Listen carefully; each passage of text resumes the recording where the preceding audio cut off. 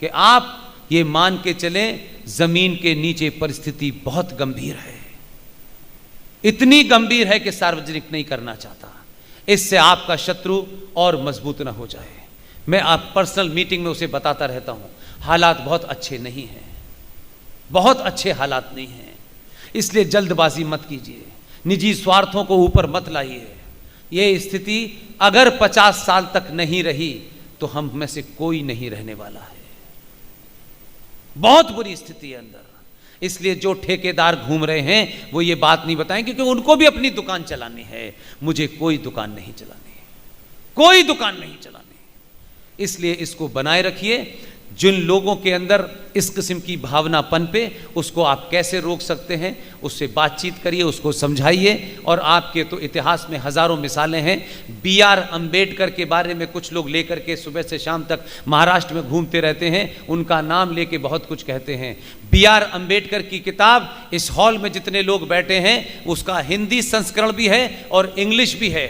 BR Ambedkar की खुद की लिखी किताब है। जिस दिन वो किताब पढ़ करके उनको बता देंगे जो बेचारे किसी के बहकावे में आ गए हैं और जो जय भीम और जय मीम का नारा लगा रहे हैं, मैं मानता हूं कि किताब की एक एक लाइन ऐसी लिखी है जो हिंदुस्तान में कोई माई का लाल लीडर लिखने की हिम्मत नहीं कर सकता। उस किताब को आप लोग पढ़ें। उस किताब का नाम है पाकिस्तान और partition of India.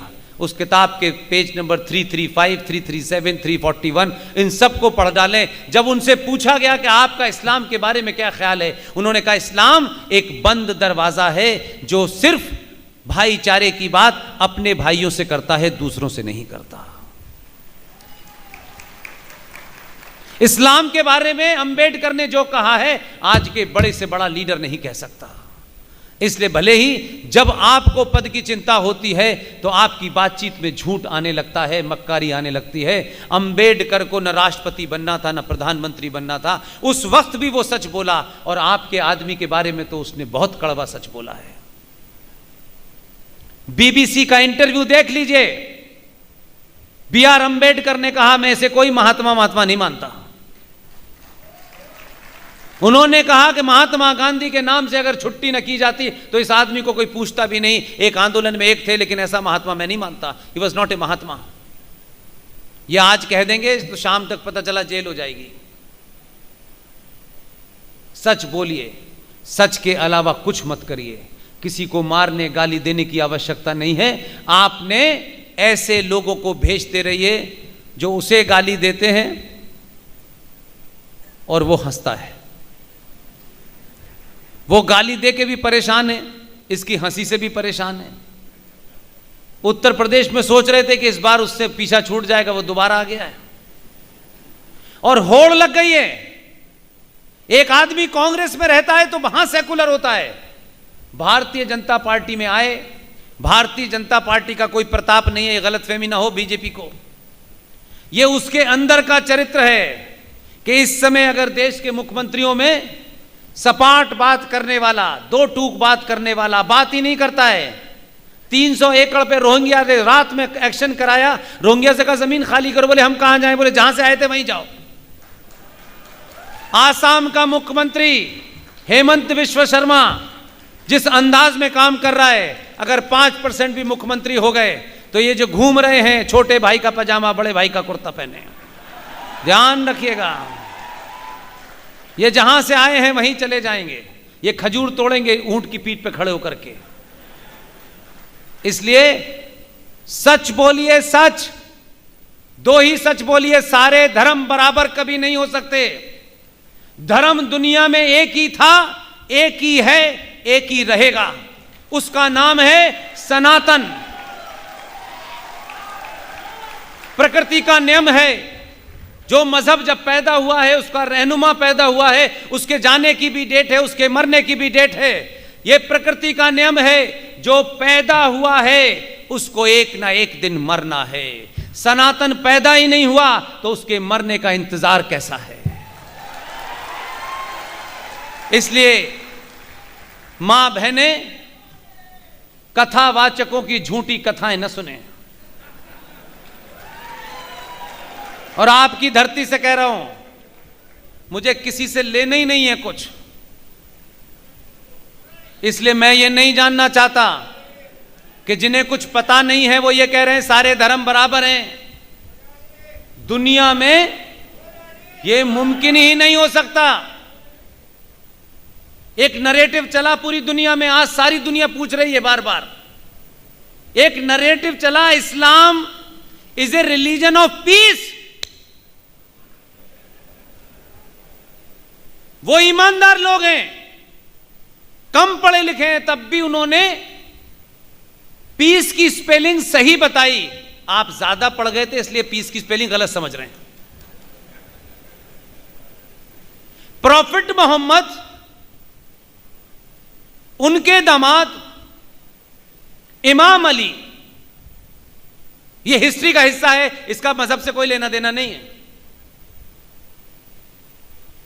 Profit Mohammad के दामाद इमाम अली की हत्या, फजर की नमाज जो सुबह 4:30 बजे मुसलमान पढ़ते हैं, आजकल लाउड स्पीकर लगाते हैं क्योंकि अल्लाह सुनता नहीं उनकी।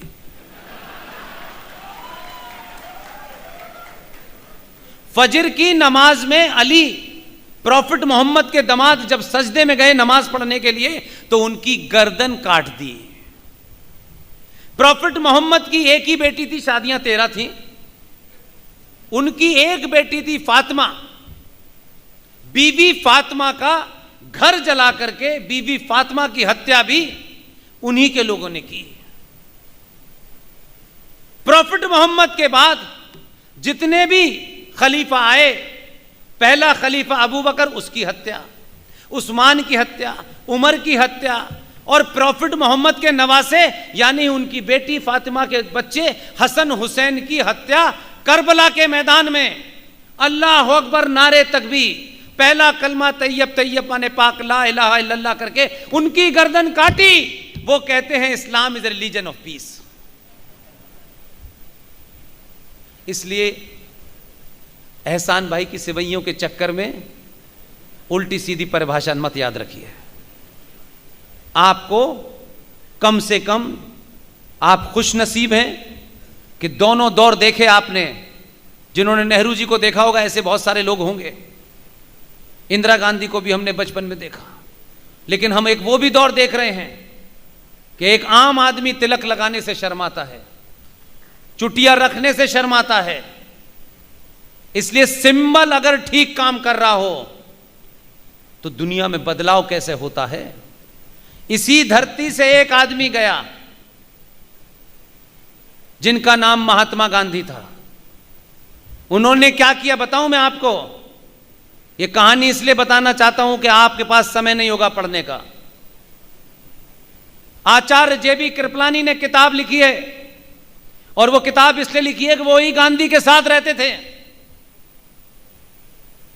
गांधी जी की जो कमरा था उस कमरे पर गीता भी रखी थी, बाइबल भी रखी थी। उन्हें शौक था ना ये चने मुरमुरे बेचने का, सब रखा था। मिक्स वेजिटेबल बहुत बनाते थे वो। वहीं कुरान भी रखा था। जेबी कृपलानी अपनी किताब Gandhi his life and thought, उस किताब के पेज नंबर 189 पे गांधी जी के बारे में जेबी कृपलानी लिख रहे हैं, जिन्होंने वो जो उनके साथ रहते थे। वहीं पे कुरान रखा हुआ था। मौलाना साहब आए, उस किताब में पूरा जिक्र है, और गांधी से कहा कि ये आपने कैसे कर दिया, ये कुरान पाक को आपने इन किताबों के साथ कैसे रखा, ये बिल्कुल भी काबिल बर्दाश्त नहीं है। तो गांधी जी ने क्या पूछा कि इसे क्या करना है। उन्होंने कहा आपको इसे एक कपड़े में लपेट करके इन तमाम किताबों से दूर रखना है। ये किताबें कुरान के साथ नहीं रखी जा सकती। कुरान का किसी के साथ कुछ लेना देना नहीं है, वो सुप्रीम है। गांधी जी किताब उठाई, लपेटी, एक थैले में रख के अलग लटका दिए। ये थे गांधी जी, और हमारी गीता के बारे में ज्ञान दे रहे हैं। इसलिए आज के बच्चों को सच बताइए, गीता के बारे में पता है ना आपको? क्योंकि बहुत सारे लोग मुझे ईमेल करके कहते हैं कि आप ये काम कराइए। मैंने कहा मैं कोई काम नहीं कराता, मैं एक ही काम करता हूं, मैं सार्वजनिक सभा में रायता फैला देता हूं, उसके बाद बटोरिए जिसको जो बटोरना है। पूरी ईमानदारी से रायता फैलाइए आप भी।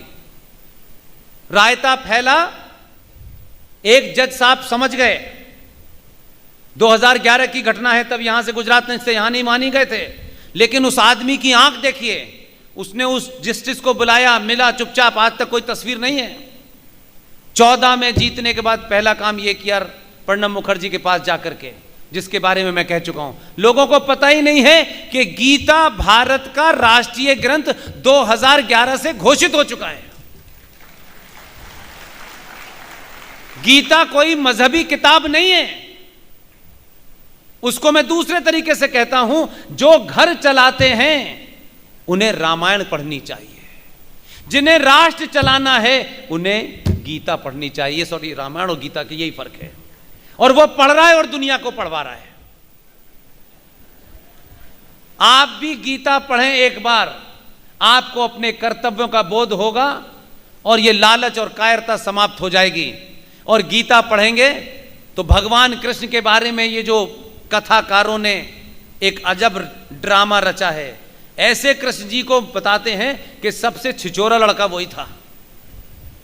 कभी वो महिलाओं के कपड़े लेके चले जाते हैं पेड़ पे, कभी वो माखन चोरी, उनका यही चरित्र हमको बताया। ये चरित्र नहीं बताया भगवान कृष्ण का।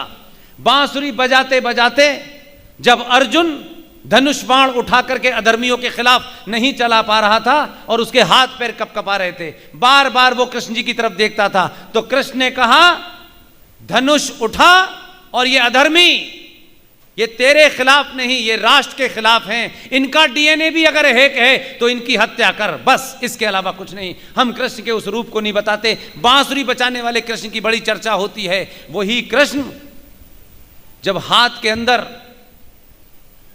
कुछ और उठा लेता है, वो चरित्र नहीं बताते।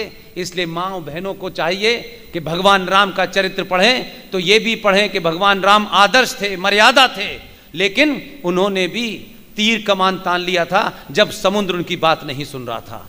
इसलिए इंटॉलरेंट बनिए। आपकी सरकार के नेता ने कहा है कि सड़क के किनारे जो गंदगी है उसके प्रति आपको इंटॉलरेंट होना चाहिए। होना चाहिए कि नहीं होना चाहिए?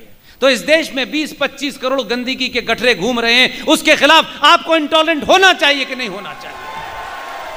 पागलों के खिलाफ, जिहादियों के खिलाफ, जो इस देश को तोड़ना चाहते हैं, खत्म करना चाहते हैं, सड़कों पे, गली गली चौराहों पे हत्या कर रहे हैं, उसके खिलाफ आपके अंदर इंटॉलरेंस होनी चाहिए।